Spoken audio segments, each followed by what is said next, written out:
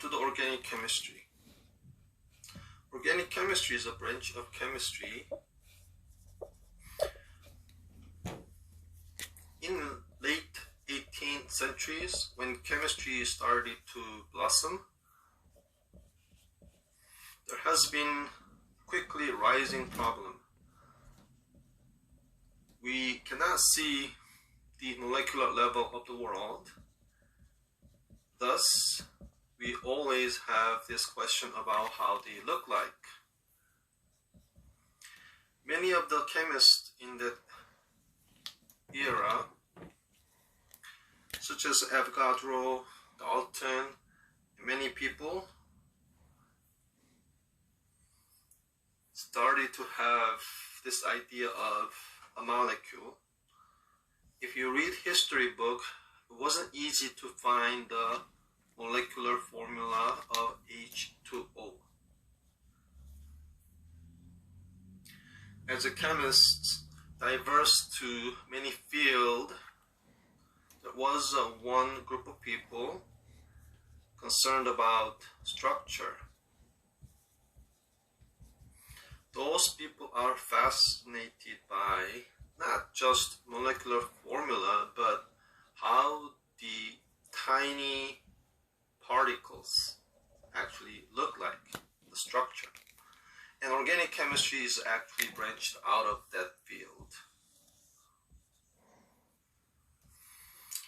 In late 19th century, there has been a big breakthrough about chemical structure and their drawing. And some of the things that you guys learned from the general chemistry, like Lewis structures and so on, eventually came out of that years of effort on chemical structure. Some chemists and other scientists in other field sort of mocked the group of people who concerned about the structure that we don't even see. However, it turned out that the chemical structure determines all the properties of chemicals, thus everything in this world, including life forms. I believe chemistry has its own area.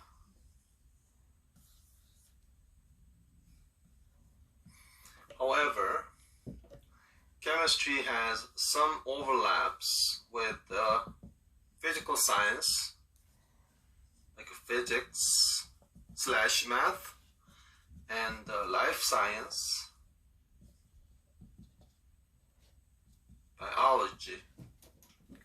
So through chemistry, all these three areas, especially two extreme field, physics and biology, is able to come unified and get explained and understood and applied in one big uniform way.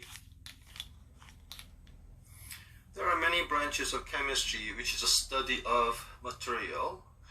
Physics rules are applied to the materials, and the life form, life phenomenon and activities are using material. And after all, chemistry is a study of material. So as you can feel, in order to study chemistry, you have to know how the physics work.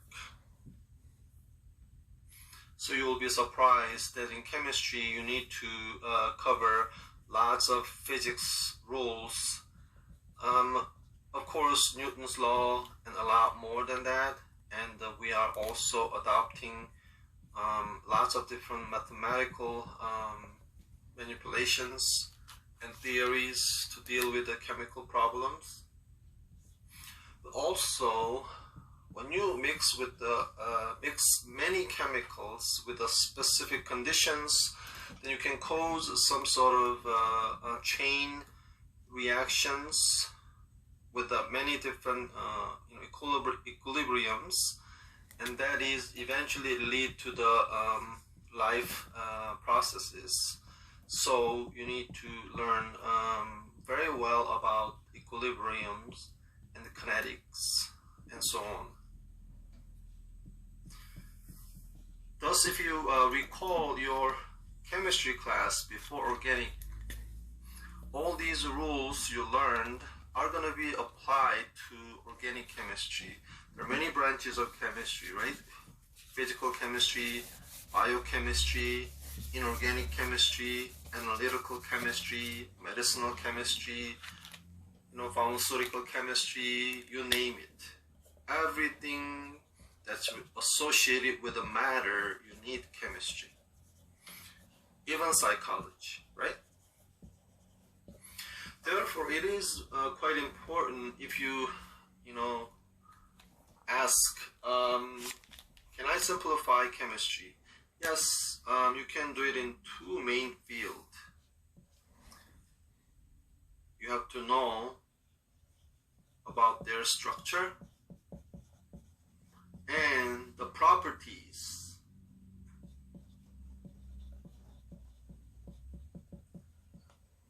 And also, you should know the properties are basically coming from their structure.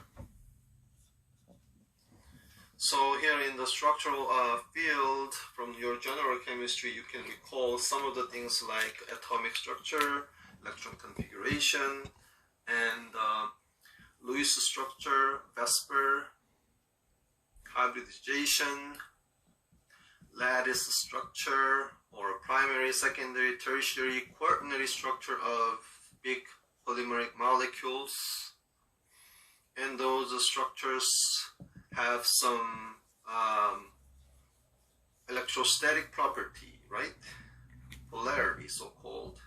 Polar, non-polar, somewhat more polar, less polar, which can be described mathematically, obviously, in chemistry. And those properties of polarity is coming from their structure, what atoms you have next to what. In space, how are those polar, non-polar groups are arranged. That structural feature is going to change the properties, such as reactivity as an acid, as a base, stronger, weaker, faster, slower, stable, unstable, right? Kinetic, thermodynamic kind of perspective. And obviously physical properties such as a melting point, boiling point, solubility, mobility in the gel or on the chromatography column, and what wavelength of the light is being absorbed, what color will this chemical have, and so on. So all of these starts from figuring out the structure. And also, we need to know how to express the structure, so you're going to be learning a lot of structural drawing tools.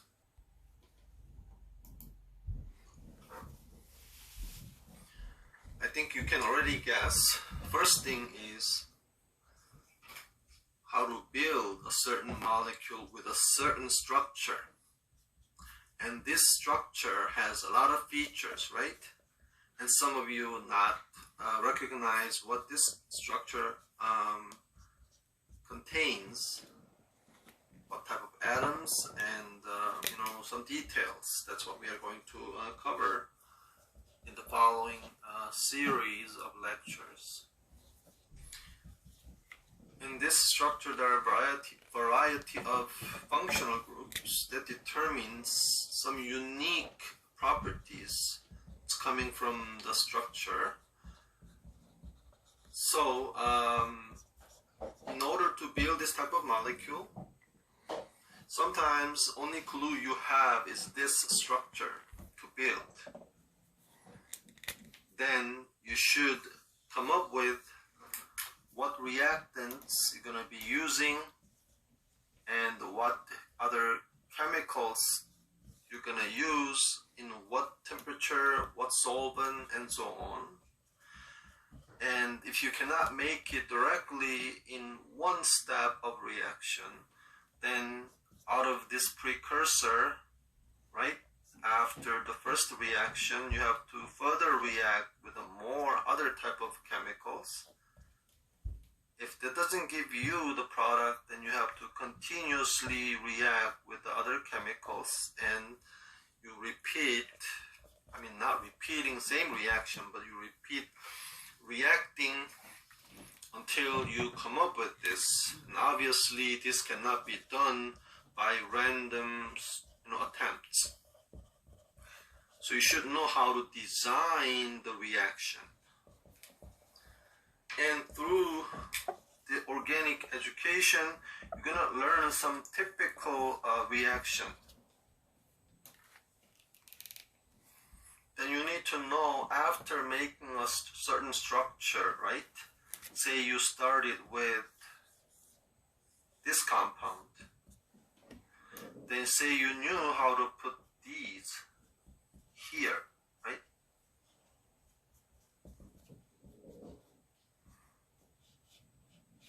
So in this first step, say you learn typically you do this transformation in a certain way, then you have to follow with different type of reaction in order to put on more stuff here and there. So all of these is possible when you know individual reactions very well,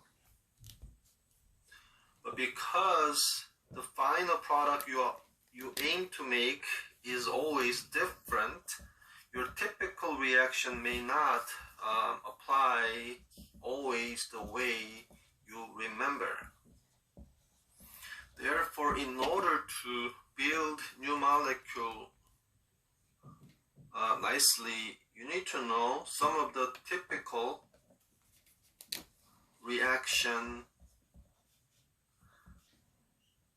including conditions, the typical ones, okay? Conditions and the mechanisms. The mechanisms showing how the each one of the step is working to make or break bonds. Then you should understand the factors that can make some changes on the typical pattern of the reaction. Like I said, the given product is different from the typical ones. You always expect some range of the variations. Therefore, you need to able to estimate and judge the changes on polarity, changes on the size, changes on different type of atom used, or different pH, different acid, base, how you have to adjust to apply the typical reactions onto the given structure.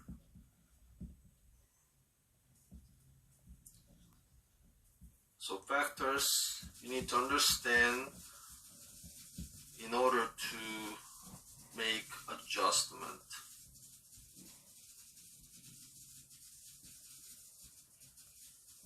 So how these factors is affecting the reaction has to do with their structure and the property.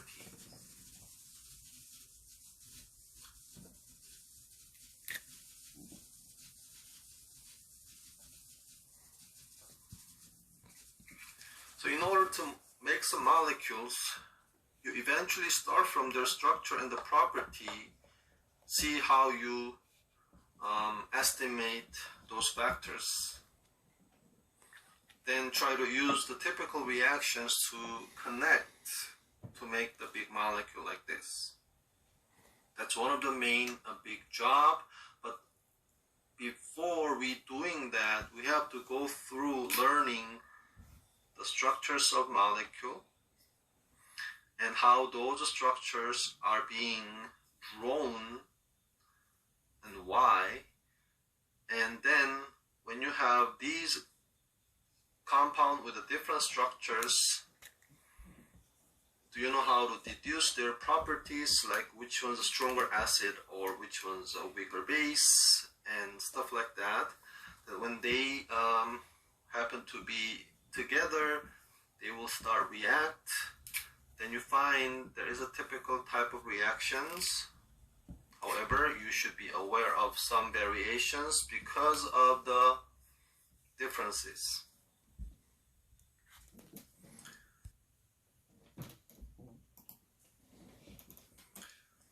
Second thing we want to do in organic chemistry is understanding the nature and learn how to explain so we can actually do something useful for humanity.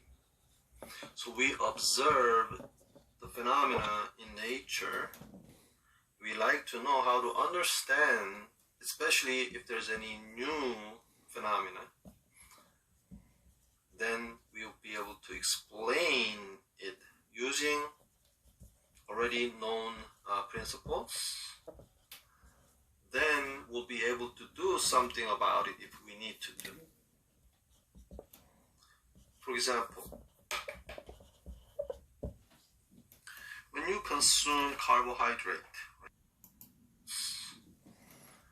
then we'll be able to do something about it if we need to do. For example, when you consume carbohydrate, right, the carbohydrates are mostly oligomer or polymer of this unit, including this unit at least, if it's not all 100% this monomer. This is glucose. And in your digestive system, the big molecule contains a lot of these small units will be broken down, then will be absorbed into the cell. In the cellular level, you are dealing with the organic molecules, so you are in the organic chemistry world.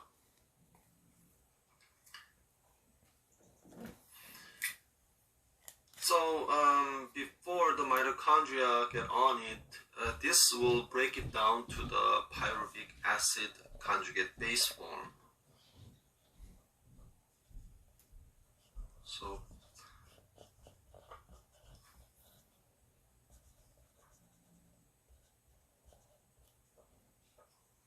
pyruvate.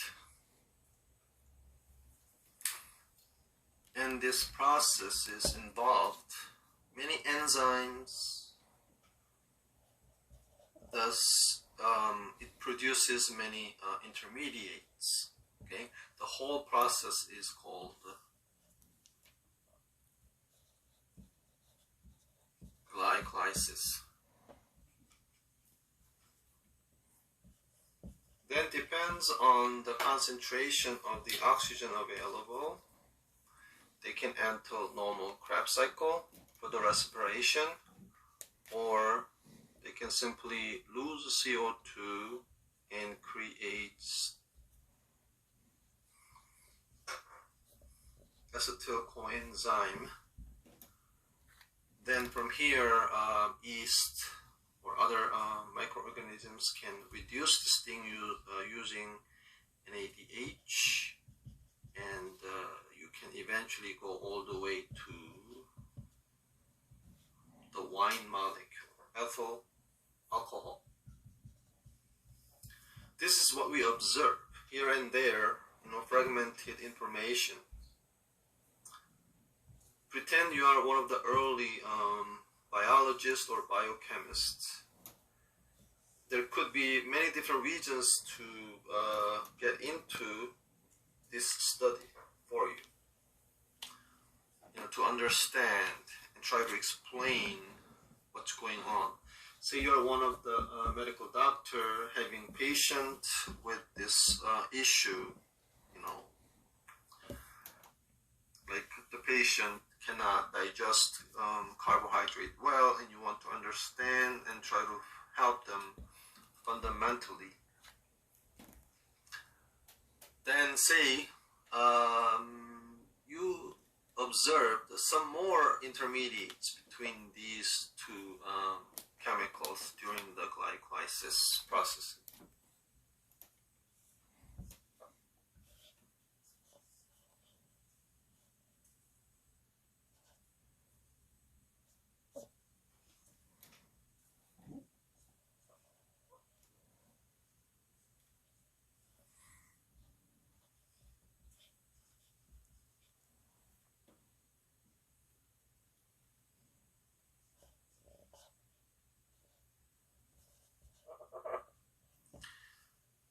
It should be phosphate.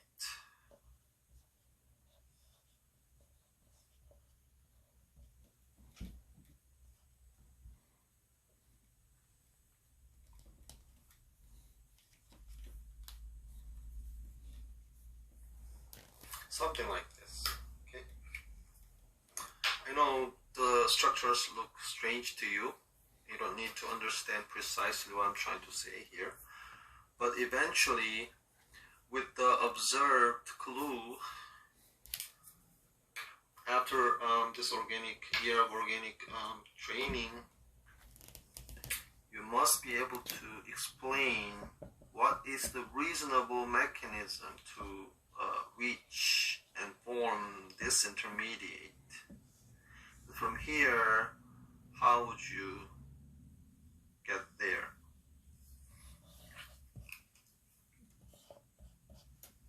Say some biochemist found out that this process involved with ATP. Would that help? If you try to memorize ATP is energy carrier or something, there's no way you can make up this molecule. You have to understand at the molecular level how a bond is broken in order to change chemical structure and how a new bond is formed. So you need to know the structure of ATP. Once you know the structure,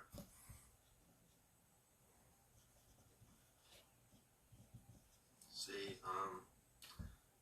this is your ATP, for example. It's kind of complex, but if you once learn, it's not that complex.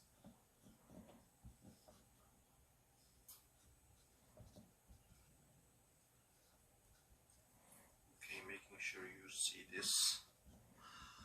So here you have base structure. This can be your RNA base as well. So adenosine triphosphate, right? If you react with ATP, you put phosphate there, which is, this portion right there. And what's remaining from the ATP is ADP. That's how you study. But after learning organic chemistry, you should eventually know that this base is going to attack phosphorus, Lewis acidic phosphorus here. Then you break this bond off, generating conjugate base of phosphate, which is happen to be ADP, right? Once you understand how to move electron and why they do that, to lower the potential energy, then you can apply the principle for any new type of acid-base reactions. But this doesn't help you so much though, right? Because as you can see, the ring here has 6 bonds, right? 1, 2, 3, 4, 5, 6 bonds in the ring. In this intermediate before pyruvate, you have 1, 2, 3, 4, 5 bonds. So you lost 1 bond. And you need to understand what has changed in the structure. Nothing lost, okay? Everything's there, you just added 2 phosphates instead of 2 hydrogens. So you broke the 2 OH bonds and you formed the O phosphorus bonds, 2 of them. break bond, form new bond, so you have new chemical. And that chemical has a different property, obviously, because they have different structure. So in order to understand or run reaction to make a new bond, you need to know how to catch difference. Okay? So say you caught, then you need to apply some typical one, but this molecule is not so typical compared to any organic compound you're learning from class. So you eventually have to know how to apply this, and knowing this bond will be broken. Okay? And there are a couple more steps of a reaction mechanism. You are having the oxygen acting as a base, donates electron, because base is electron donor, as you know. Then this carbon is going to eventually lose one of the hydrogen, and then later steps, this oxygen will react with this. So you are forming a bond here after losing this bond. So you will have 1, 2, 3, 4, 5. 5. Remember ring. Why does it look like this? Again, they take a certain shape in order to be more stable. Some proteins are beta sheet, some proteins are alpha helical structure. Why? In a certain particular molecular components and the local structure, they prefer a certain overall structure to be more stable in order to lower the potential energy.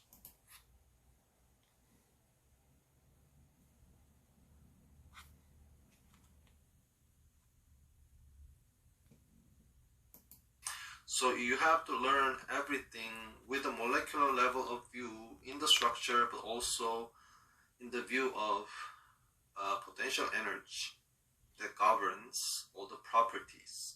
Why same charge attracts? Because they are more stable. Why is it more stable? Because it has a lower potential energy. Why everything on Earth drop to the surface? Because it lowers potential energy. Right?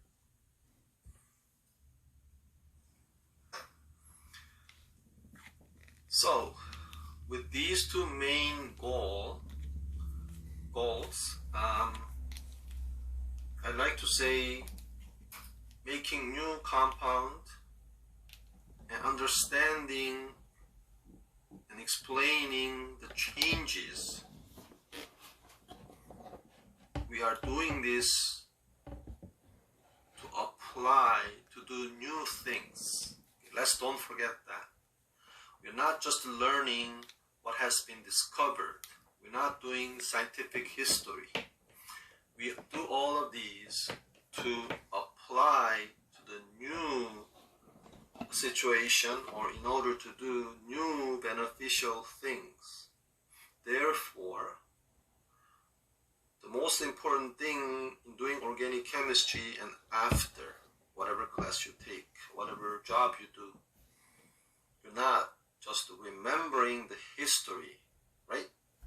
You have to know the fundamental principle and know how to apply. That's the main meat of this organic class after as well. Therefore, from next video, we're going to start talking about the property related to the structure. But whatever you do, we should know that they do this to lower the potential energy. If you expand this idea, it is eventually to lower Gibbs free energy. And the Gibbs free energy has two terms. You have to lower entropy, but you have to make lower the enthalpy, but you have to raise the entropy. So I'll see you next time.